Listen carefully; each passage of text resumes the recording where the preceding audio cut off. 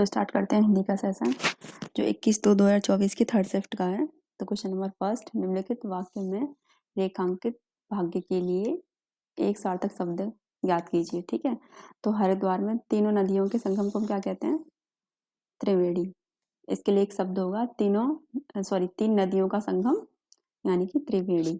ठीक है, question number second है, निम्नलिखित प्रश्न में 4 विकल्प में से उस विकल्प का चयन करें जो कोष्टक में दिए गए शब्द के पर्यायवाची शब्द का सही विकल्प है। मतलब इसका कोष्टक में क्या दिया? पहचान। अब इसका सही पर्यायवाची पूछा है, तो पहचान का सही पर्यायवाची क्या होगा? परिचय। ठीक है, क्वेश्चन नंबर थर्ड, निम्नलिखित प्रश्न में दिए गए 4 विकल्प में से उस विकल्प का चयन करें।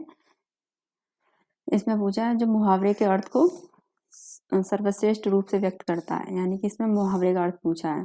तो अंडा जमाना मुहावरे का अर्थ होगा स्थायी रूप से रहने लगना। ठीक है, अंडा जमाना मतलब स्थायी रूप से रहने लगना। बहुत फायदा होना नहीं, उपहास करना, उपहास मतलब मजाक उड़ाना या किसी का वो करना, मतलब विरोध करना तो होगा नहीं। ठीक है, तो यहाँ पे मतलब स्थायी रूप से किसी एक जगह रहने लगना, इसका अर्थ, इसका मुहावरा यही है। ठीक है, अंडा जमाना। और क्वेश्चन नंबर फोर्थ है, इसमें पूछा है निम्नलिखित 4 विकल्प में से उस विकल्प का चयन करें जो कोष्टक में दिए गए शब्द के तत्सम रूप का सही अर्थ हो। मतलब इस उछाल का हमसे पूछा है तत्सम शब्द।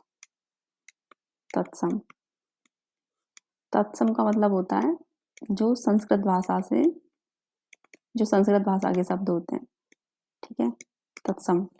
तो इसका उछाल का पूछा है, उछाल का पूछा है, तो उछाल का मतलब उत्साह। ठीक है, क्वेश्चन नंबर फिफ्थ, दिए गए वाक्य में वह वाक्य ज्ञात करें जिसमें कोई त्रुटि नहीं है। इसमें है आज माँ आनंदमयी के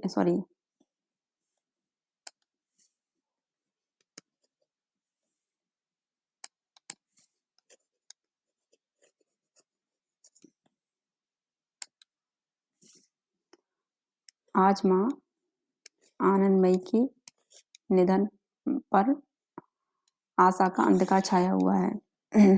तो इसमें वो वाक्य ज्ञात करना है जिसमें कोई त्रुटि है।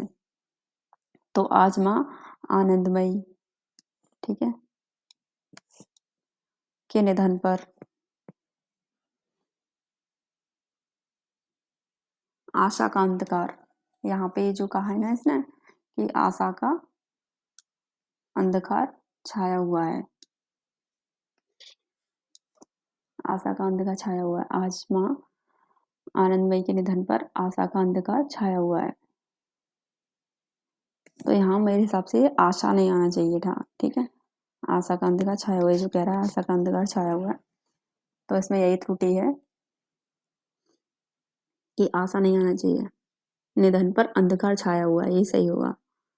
ठीक है, क्वेश्चन नंबर 6, दिए गए वाक्य के लिए सार्थक शब्द ज्ञात कीजिए। पीछे चलने वाला मतलब अनुगत। ठीक है, जो पीछे चलता हो। क्वेश्चन नंबर 7, दिए वाक्य में रेखांकित शब्द का विलोम शब्द ज्ञात कीजिए।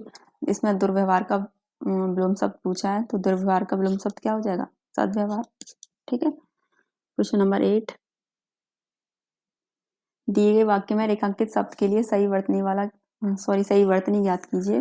तो इसमें सही वर्तनी हमसे पूछी है, इसमें मोहल्ला दिया है और मोहल्ला नहीं होता, मोहल्ला होता है। ठीक है, तो ऑप्शन थर्ड इज राइट।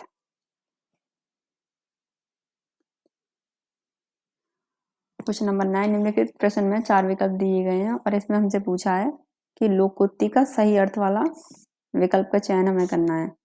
आज आए थे हरिभजन को ओटन लगे कपास, इसका सही अर्थ क्या होगा? पहला फर्स्ट वाला दिया है ऑप्शन, बहुत अनुभवी होना, अच्छा कार्य करके भूल जाना। थर्ड है एक साथ कई कार्य करना, और फोर्थ है किसी कार्य विशेष की उपेक्षा कर किसी अन्य कार्य में लग जाना।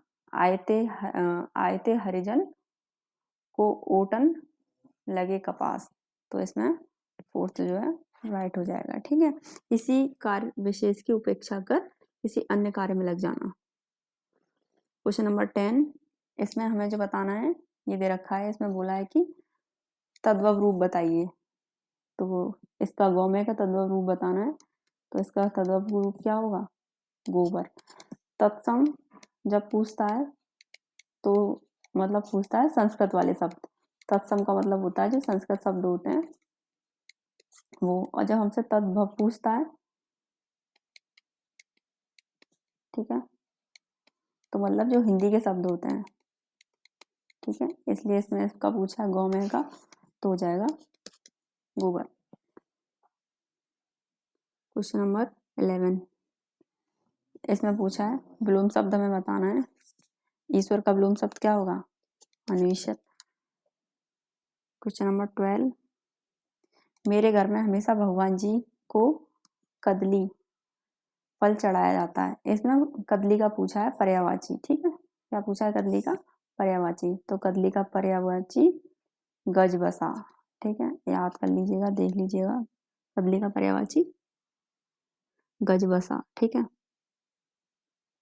क्वेश्चन नंबर 13, दिए गए वाक्य में विभाग ज्ञात करिए जिसमें कोई त्रुटि है। ठीक है, बाघ और बकरी एक ही घाट से पानी पीती हैं नहीं होना चाहिए, पीते हैं। ठीक है, तो इसमें फर्स्ट वाले में त्रुटि है। तो इसमें कह रहा है एक सार्थक शब्द ज्ञात करना है। विशाल बहुत बोलता है, तो बहुत बोलता है के लिए क्या हो जाएगा, मितभाषी मतलब जो कम बोलने वाला, बहुत बोलने वाला वाचाल। ठीक है, ये होता है कम बोलने वाला।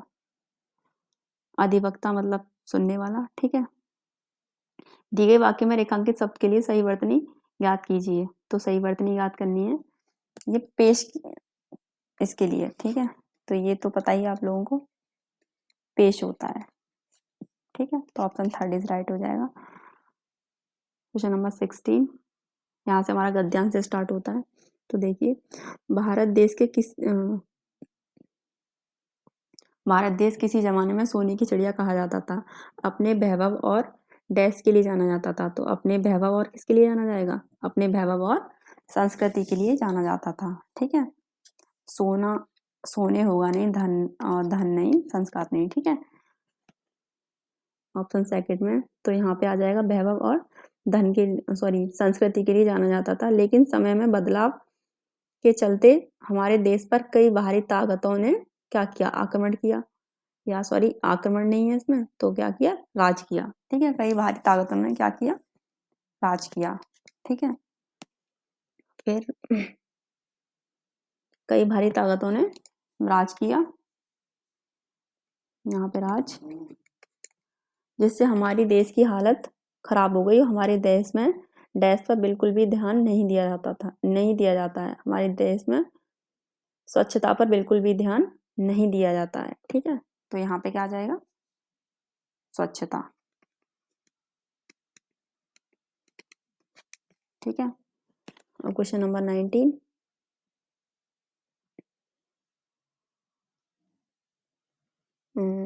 ठीक है, स्वच्छता पर ध्यान नहीं दिया जाता। आपने देखा होगा कि हमारे देश का कोई भी बड़ा राज्य हो या शहर हो या फिर गांव हो या फिर कोई भी गली मोहल्ला हो, वहां पर भी आपको कूड़ा करकट मिलेगा। हमारे देश के विकास में बाधा पहुंचाने वाली समस्याओं में से एक मुख्य कारण गंदगी है, क्योंकि इसके कारण लोग हमारे देश में आना पसंद नहीं करते, जिससे हमारे देश को इतनी ख्याति नहीं मिलती। हमारा देश में पूर्णतः स्वच्छ हो, इसके लिए कई डैश ने सपने देखे थे। तो कई डैश मतलब कई महापुरुषों ने सपने देखे थे। ठीक है, अब क्वेश्चन नंबर 20 लास्ट, इस अभियान के तहत सभी देशवासियों को इसमें डैश होने के लिए कहा गया। तो क्या होने के लिए कहा जाएगा, शामिल होने के लिए कहा गया। ठीक है,